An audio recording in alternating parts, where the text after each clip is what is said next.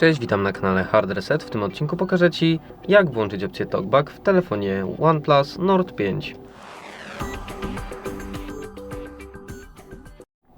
Na początku przechodzimy do ustawień i zjeżdżamy w dół do zakładki Ułatwienia, dostępu i Wygoda.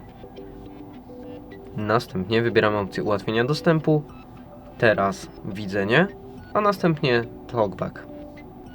Tutaj możemy włączyć opcję TalkBacku. Włącza nam się samouczek, który możemy sobie zakończyć. Wyzwolić aplikację. Kliknij dwukrotnie. TalkBack wyłączyć. Usługa TalkBack jest wyłączona. I w tym samym miejscu możemy sobie właśnie wyłączyć tę funkcję. Jeżeli wideo było dla Ciebie pomocne, zostaw łapkę w górę oraz subskrypcję. Z mojej strony to tyle. Ja się żegnam. Cześć!